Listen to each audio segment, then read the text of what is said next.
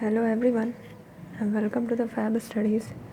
Percentage का चलिए आज पार्ट 6 देखते हैं। प्रीवियस वीडियो में हमने पॉपुलेशन से रिलेटेड क्वेश्चन देखे थे। चलिए इसी तरह के और क्वेश्चन देखते हैं। The value of machine depreciates every year at the rate of 6%. What was the value of machine 2 years ago if the present value is 57,434? एक मशीन है जो डेप्रिसिएट हो रही है, मीन्स उसकी वैल्यू में कमी आ रही है। कितनी? Every year 6%। ठीक है, तो ये ऐसे ही जैसे पॉपुलेशन जो है मान लीजिए कि कम हो रही है। ठीक है, तो सबसे पहले 6% की हम फ्रैक्शन वैल्यू निकालेंगे। क्या होगी? 6/100, 3/50। ठीक है, अब जो रेट है वो क्या हो रहा है? डेप्रिसिएट हो रहा है, मीन्स कम हो रहा है। तो वैसे ही करेंगे, इसको इसमें से लेस कर देंगे तो क्या आ जाएगा? 47/50। ठीक है, तो हमें वैल्यू क्या निकालनी है? वैल्यू हमें 2 ईयर अगो की निकालनी है। ठीक है, 2 साल पहले की निकालनी है और हमें प्रेजेंट वैल्यू दे रखी है। तो हमें एक चीज़ देखनी है कि अगर प्रीवियस ईयर की वैल्यू पूछी जाए तो ये जो फ्रैक्शन वैल्यू है जो रिवर्स हो जाती है। ठीक है, तो ये क्या हो जाएगा? 50/47। ठीक, तो पहले वैल्यू लिखी 57,434 इंटू 50/47, क्योंकि 2 ईयर पहले की है तो 2 बार मल्टीप्लाई कर देंगे।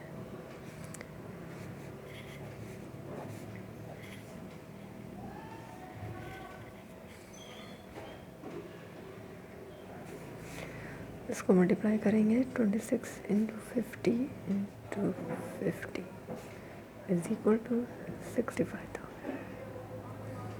ठीक है, तो ये 2 ईयर की वैल्यू आ जाएगी। ठीक है, बस हमें ये देखना है कि अगर वैल्यू जो है वो 2 ईयर अगो की या किसी भी ईयर की प्रीवियस ईयर की पूछी है तो वैल्यू जो है वो क्या हो जाएगी? फ्रैक्शन वैल्यू रिवर्स हो जाएगी। ठीक है, नेक्स्ट क्वेश्चन पर चलें। During 1 year the population of a town increase by 5%। ठीक है, एक साल में पॉपुलेशन जो है वो 5% से इंक्रीज़ हो रही है। ड्यूरिंग द नेक्स्ट ईयर, अगले साल द पॉपुलेशन डिक्रीज बाय 5%। ठीक है, तो पहले साल इंक्रीज़ हो रही है और उसके अगले साल जो है वो डिक्रीज़ हो रही है। If the total population is 9,975 at the end of the second year, 2 साल बाद जो पॉपुलेशन है वो इतनी है। And what was the population is in the beginning of the first year. ठीक है, तो हमें फर्स्ट ईयर के पहले की पूछी है। ठीक है, मीन्स कि हमें प्रीवियस ईयर की भी पूछी है, क्योंकि 2 साल बाद the population is the total population at the end of the second year. ठीक है, दूसरे साल के अंत में जो पॉपुलेशन है वो इतनी है और इन्होंने पहले साल के बिगिनिंग की पूछी है। ठीक है, फर्स्ट ईयर की बिगिनिंग की पूछी है। तो करते हैं, पहले इंक्रीज़ हुई है यानी 5% की फ्रैक्शन वैल्यू क्या होगी? 1/20। ठीक है, तो पहले साल इंक्रीज़ हुई है तो क्या होगी? 21/20। अब दूसरे साल की निकालें, इसकी क्या होगी?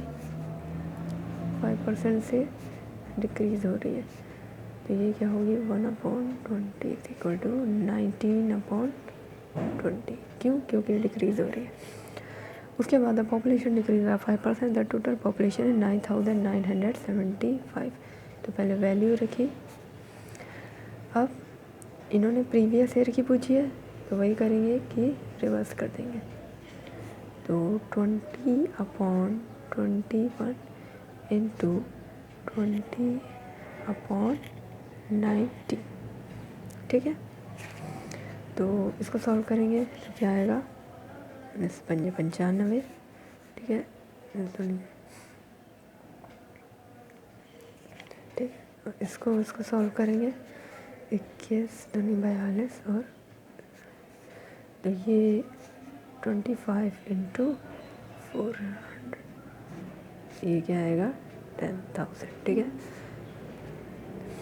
तो पॉपुलेशन फर्स्ट ईयर के बिगनिंग में क्या होगी मेरी? 10,000। ठीक है, नेक्स्ट क्वेश्चन देखते हैं। The price of the eggs is reduce by 20%, ठीक है।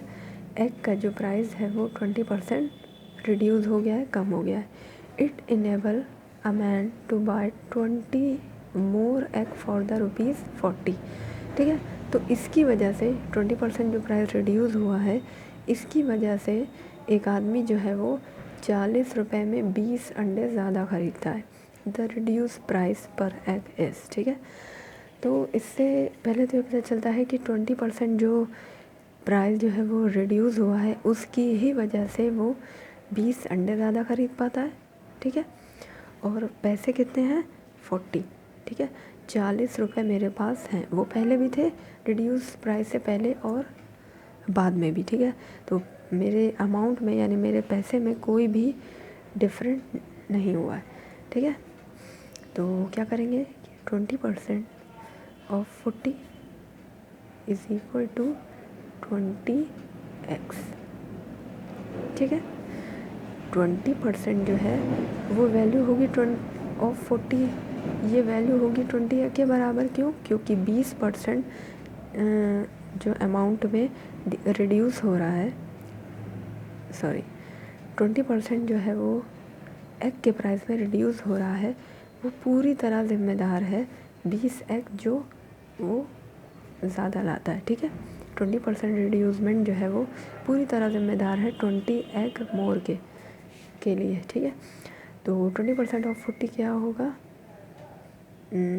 8 रुपीज़, ये इक्वल टू होगा 20x के, ठीक है। तो एक एग की वैल्यू क्या होगी? 1x की वैल्यू क्या होगी? 8/20, ठीक है। ये रुपीज़ है, ये एग है। अब अगर हम 8 रुपीज़ को पैसे में कन्वर्ट करें तो क्या हो जाएगा? 800/20 इज़ इक्वल टू, आंसर क्या आएगा? 40 पैसे, ठीक है। तो एक एग की कॉस्ट क्या होगी? 40 पैसे। कब? जब वो प्राइस जो है वो रिड्यूस हो जाता है, ठीक है। ये सारा कैलकुलेशन हमने रिड्यूस प्राइस पे पर ही तो निकाला, क्योंकि यहाँ पे 20% में यूज़ किया है, ठीक है। तो ये रिड्यूस प्राइस है या कहें न्यू प्राइस है, ठीक है। तो आई होप आपको समझ में आ गया होगा, ठीक है। तो 20% जो है इसकी ही वजह से एक आदमी जो है वो 20 एग ज़्यादा ले पाता है। इसका मतलब कि 20% जो है वो पूरी तरह ज़िम्मेदार है 20 एग जो वो मोर लाता है, ठीक है। तो नेक्स्ट क्वेश्चन देखते हैं और जिससे क्लियर हो जाएगा। Increase of 40% in the price of sugar enables a purchaser to obtain 8 kg less, ठीक है। शुगर के प्राइस में 40% इंक्रीज़ हो रहा है, ठीक है। अब इंक्रीज़ होगा तो ऑब्वियसली वो जो सामान है वो क्या लाएगा? अगर अमाउंट उतना ही है तो सामान कम लाएगा, ठीक है, क्योंकि महंगाई बढ़ गई, शुगर का प्राइस बढ़ गया है, ठीक है। तो इससे हमें क्या पता चलता है कि प्राइस जो है वो अगर बढ़ा है तो क्वांटिटी जो है वो डिक्रीज़ हो जाती है, ठीक है। तो इसे कैसे करेंगे? देखिए 40% ऑफ 140, ये पूरी तरह ज़िम्मेदार है काहे के लिए? जो वो 8 kg लेस शुगर लाता है, ठीक है, ओके। अब इसको सॉल्व करेंगे तो क्या आएगा? 56 आएगा। इसको सॉल्व करेंगे इज़ इक्वल टू 8 kg। तो 1 kg की वैल्यू क्या होगी? 7 रुपीज़, ठीक है, क्योंकि रुपीज़ में है। तो 1 kg शुगर की कॉस्ट क्या होगी? 7 रुपीज़, ठीक है। और ये मेरा है न्यू प्राइस, ठीक है, इंक्रीज़ होने के बाद। अब इन्होंने पूछा क्या है कि find the original price and the new price. तो न्यू प्राइस तो हमने निकाल लिया, अब हम क्या करेंगे? अब हम ओरिजिनल प्राइस निकालेंगे। हमने पढ़ा है कि ओरिजिनल वैल्यू जो होती है वो हमेशा 100% होती है, ठीक है। और न्यू प्राइस क्या होगा? न्यू वैल्यू क्या होगी? न्यू वैल्यू होगी, इंक्रीज़ हुआ है 40% इंक्रीज़ हुआ है तो मीन्स 140% नहीं होगी? बिल्कुल होगी, ठीक है। और ओरिजिनल वैल्यू क्या होगी? 100%, ठीक है। तो देखिए हमने न्यू वैल्यू निकाली है, तो 140% की वैल्यू क्या होगी? 7 रुपीज़। तो 1% की 7/140। तो इसी तरह 100% की वैल्यू क्या होगी, 7/140 इंटू 100%। तो यहाँ परसेंटेज से परसेंटेज कैंसिल, 0 से 0 कैंसिल, 7 1 जा 7, 2 और 5। ठीक है, तो 5 रुपीज़ जो है वो मेरी ओल्ड कॉस्ट कहें या ओरिजिनल प्राइस कहें। ठीक है, 5 रुपीज़ क्या है, ओरिजिनल प्राइस है। जब वो 140% इंक्रीज़ हो जाती है तो कितना हो जाता है, 7 रुपीज़ हो जाता है। ठीक है, आई होप आपको समझ में आ गया होगा। नेक्स्ट क्वेश्चन की तरफ बढ़ें। If the price of the sugar increase by 20%। ठीक है, शुगर का प्राइस जो है वो 20% बढ़ जाता है। अब प्राइस बढ़ रहा है तो ऑब्वियसली जो क्वांटिटी है वो घट जाएगी। ठीक है, तो ये देखिए, the one can buy 2 kg less for ₹50। 50 रुपये में वो 2 kg कम शुगर लाता है। What is the amount of sugar that could be bought before increase price. अब यहाँ पे हमसे प्राइस नहीं पूछा है, यहाँ पे पूछा है वो कितनी शुगर जो है वो कुड बी बॉट, यानी कितनी शुगर खरीदे। What is the amount of sugar that could be bought before increase price. Increase price होने से पहले वो कितनी शुगर लाता था, कितने केजी हमसे पूछा है। ठीक है, तो कितनी लाएगा, ज़्यादा लाएगा कि कम लाएगा, ऑब्वियसली ज़्यादा लाएगा। क्यों, क्योंकि प्राइस इंक्रीज़ हुआ है इससे पहले, यानी प्राइस मेरा कम हुआ होगा। ठीक है, तो चलिए करते हैं। शुगर का प्राइस 20% इंक्रीज़ हुआ है, तो 20% ऑफ पैसे कितने हैं, 50। ठीक है, 20% 50 रुपीज़ का ये पूरी तरह जिम्मेदार है काहे के लिए, 2 kg वो लेस जो लाता है शुगर। ठीक है, तो इसका 20 का 50% कितना होगा, या कहीं 50 का 20% होगा 10। ठीक है, 10 rupees is equal to 2 kg। तो 1 kg की वैल्यू क्या होगी, 5 रुपीज़। ठीक है, 1 kg की वैल्यू होगी 5 रुपीज़, जो 5 रुपीज़ का 1 kg आता है शुगर। ठीक, अब इन्होंने पूछा क्या है, हमसे पूछा है कि कितनी क्वांटिटी शुगर वो पहले लाता था। ठीक है, ये तो न्यू प्राइस है। अब पहले ओल्ड प्राइस निकालें, कैसे निकालेंगे, देखिए ये वैल्यू होगी किसकी, 120% की वैल्यू होगी, क्योंकि ये न्यू प्राइस है। न्यू प्राइस, ओल्ड प्राइस क्या होगा, या कहें ओरिजिनल प्राइस क्या होगा, 100%। ठीक है, तो वैल्यू क्या है, 5। फाइंड अपॉन गिवन से करें, हमें फाइंड क्या करना है, 100% की वैल्यू, और हमें दे क्या रखी है, 5 रुपीज़ 120। ठीक है, परसेंटेज से परसेंटेज कैंसिल हो गया, 0 से 0 कैंसिल, और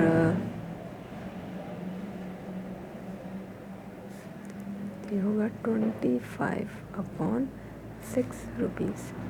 ठीक है, मीन्स 1 kg की वैल्यू क्या होगी, 25/6।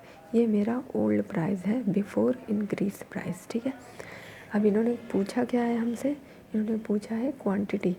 ठीक है, तो 50 रुपये में वो कितनी शुगर पहले लाता था। ठीक है, तो 50 में अगर 1 की वैल्यू जो है वो डिवाइड कर दें तो मेरे पास क्वांटिटी आ जाएगी। ठीक है, तो 50 में अपॉन 1 किया तो हमें पता है कि ये जो है वो ऊपर चला जाता है, तो 50 × 6/25। ठीक है, तो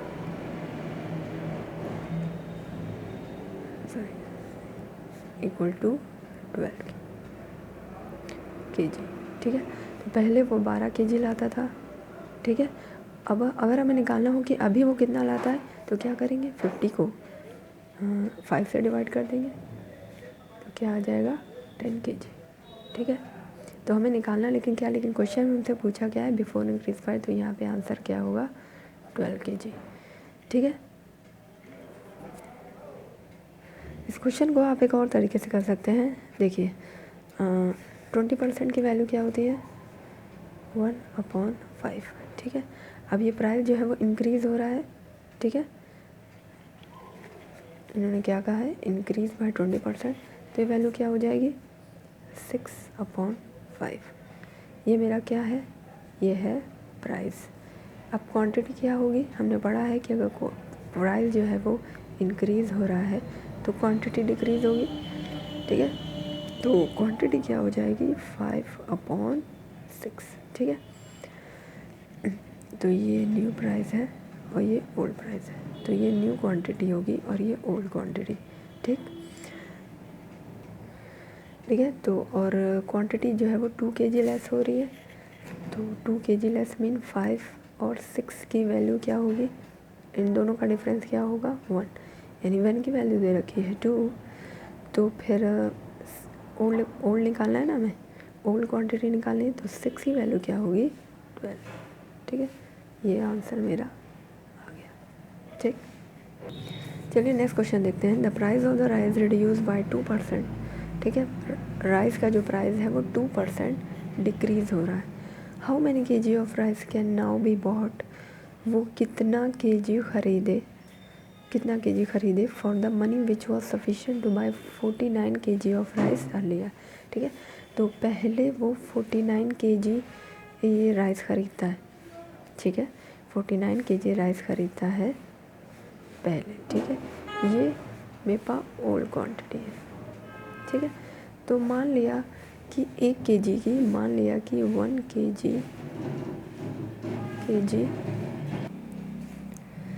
लेट 1 kg प्राइस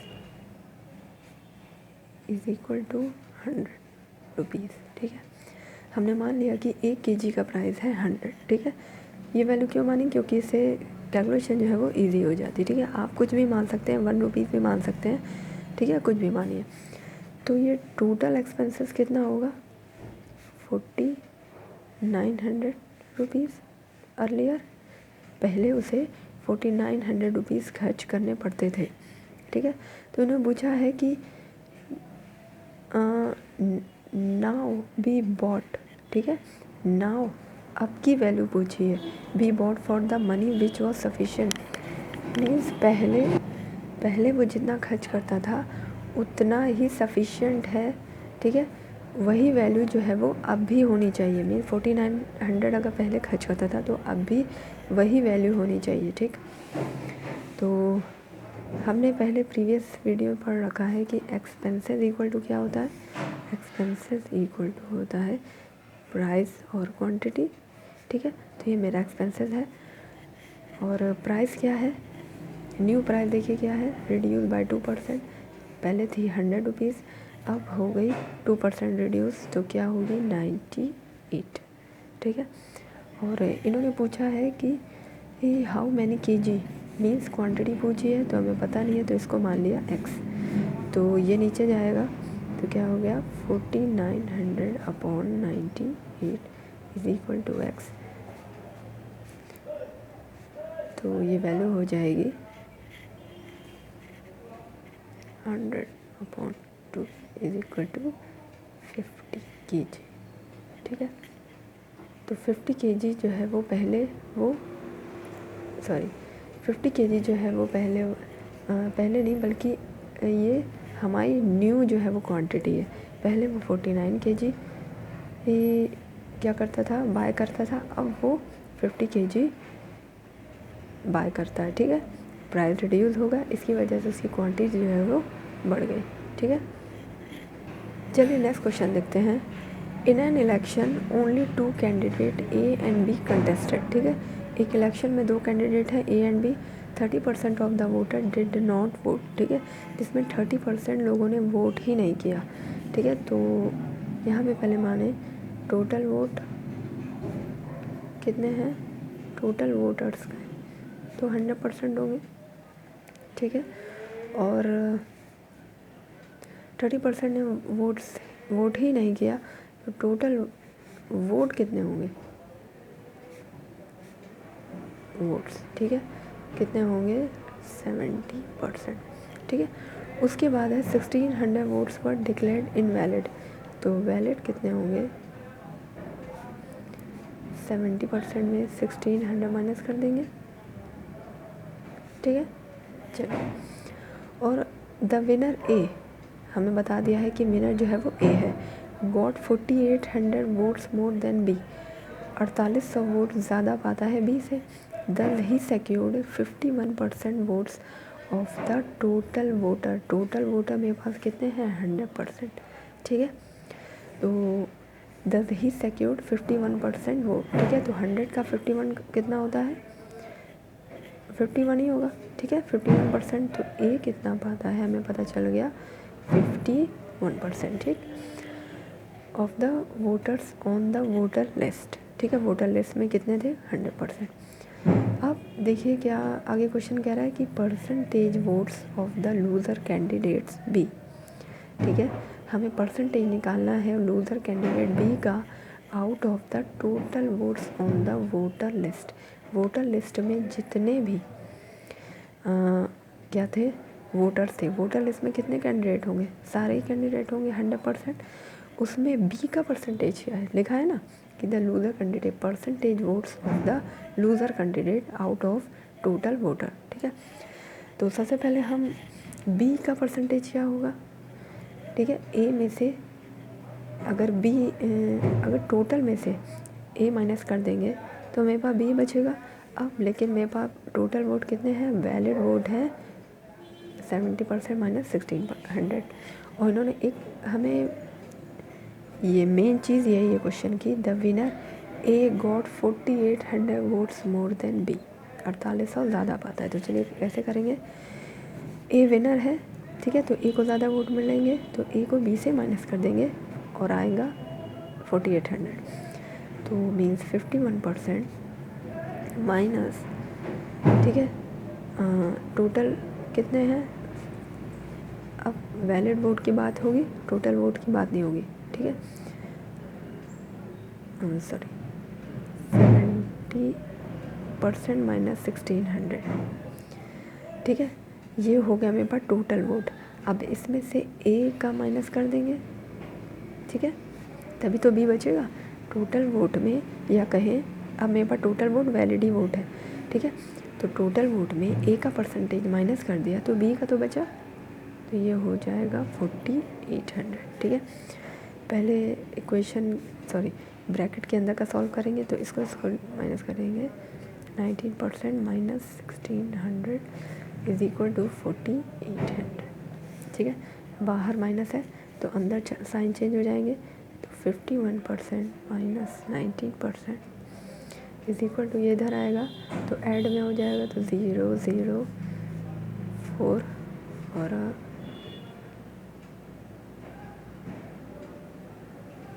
ठीक है, ओके। अब इसको इसमें से माइनस करेंगे तो क्या आएगा, सॉरी ये यहाँ पे नेगेटिव है, अंदर ये 1600 को क्या बना देगा, अगर ब्रैकेट खुलेगा तो ये प्लस कर देगा, ठीक है। और प्लस जब इधर आएगा तो माइनस हो जाएगा, तो 4800 में 4800 माइनस 1600, ठीक है। तो इसमें से इसे माइनस करेंगे तो क्या आएगा, 32% इज इक्वल टू, इसको इसमें माइनस करेंगे आएगा 3200। 32% की वैल्यू है 3200, तो 1% की वैल्यू क्या होगी, 100, ठीक है। तो इसी तरह हमें ए की वैल्यू निकालनी ज़रूरी है, तो 51, चलिए पहले टोटल निकालते हैं। 100% की वैल्यू क्या होगी, 10,000, ठीक है। इसी तरह 51% जो कि ए है इसकी वैल्यू क्या होगी, 5100, ठीक। अब हम बी की वैल्यू निकाल लें, बी की वैल्यू क्या है, 70 में 51% ऐड किया तो 19, ठीक है, 19% माइनस 1600, ठीक है, यही तो बी है। 19% की वैल्यू क्या होगी, 1900, ठीक है, क्योंकि 1% की वैल्यू है 100, तो 19% की वैल्यू 1900 minus 1600 is equal to B, तो ये आया 300, इक्वल टू पी। अब इन्होंने क्वेश्चन से हमें पूछा क्या है, the percentage votes of the loser candidate out of total voter, out of total voter का परसेंटेज पूछा है। तो यहाँ पे 300, टोटल वोटर कितने हैं, हमने कितने निकाले, 100% में 10,000, परसेंटेज निकालने के लिए इंटू 100, तो ये 0 ये 0 ये इक्वल टू 3%, मेरा आंसर हो जाएगा। ठीक है, चलिए नेक्स्ट क्वेश्चन देखते हैं। A person makes a profit of 60,000 in his business. ठीक है, एक पर्सन है जो प्रॉफिट पाता है 60,000 बिजनेस में, 40% ऑफ द प्रॉफिट ही री इन्वेस्टेड। ठीक है, तो चल क्वेश्चन के अकॉर्डिंग करेंगे। तो सबसे पहले जो उसका प्रॉफिट कितना है, 100 मान लें या 100% मान लें।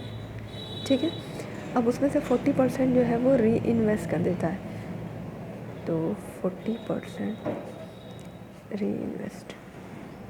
ठीक, और for its diversification of the remaining profit he distributed 30%। Remaining कितना बचा, 100 में 40% री इन्वेस्ट कर दिया तो बचा 60%, ये क्या है मेरा रिमेनिंग। ठीक, रिमेनिंग प्रॉफिट ही distribute 30% as bonus to his employ.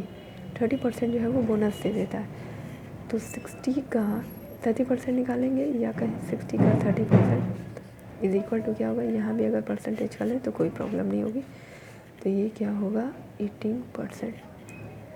ठीक है, अब देखिए यहाँ पे 60% है तो अपॉन 100 हो जाएगा, यहाँ पे 30% है अपॉन 100 हो जाएगा, ये 0 से ये 0 गया, ये 0 से ये 0 गया, तो 6 × 3 18, 6 × 3 18 अपॉन 100 मीन्स 18%। ठीक,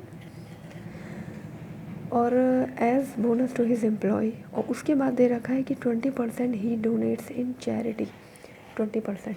ठीक है, रिमेनिंग नहीं कहा है कि 20%, तो 60 का ही तो 20% निकालेंगे, 60% का 20% क्या होगा 12%, ये हो गया चैरिटी और ये हो गया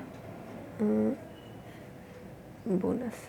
ठीक है, अब देखिए, अब इन्होंने कहा है कि रेस्ट ऑन एडवर्टाइजमेंट। ठीक है, अब बचा कितना, देखिए 60 रिमेनिंग था, जिसमें से 18 और 12 कितना हुआ 30%। ठीक, अब कितना रेस्ट बचा, रिमेनिंग कितना बचा, 60 में 30 गया तो कितना बचा 30% ही तो बचा, तो वो कितना एडवर्टाइजमेंट में 30% वो स्पेंड करता है। ठीक है, आगे क्या कहा है, find the amount spend on advertisement. अब हमसे परसेंटेज नहीं पूछा है, अब हमसे पूछा है कि वो कितना अमाउंट पूछा है। ठीक है, तो 100% की देखिए वैल्यू क्या है, हमने 60,000 को ही तो 100% माना था, तो 100% की वैल्यू है 60,000, तो 1% की 60,000 अपॉन 100%, तो इसी तरह 30% की वैल्यू क्या हो जाएगी 18,000 ऑन एडवर्टाइजमेंट। ठीक, ये मेरा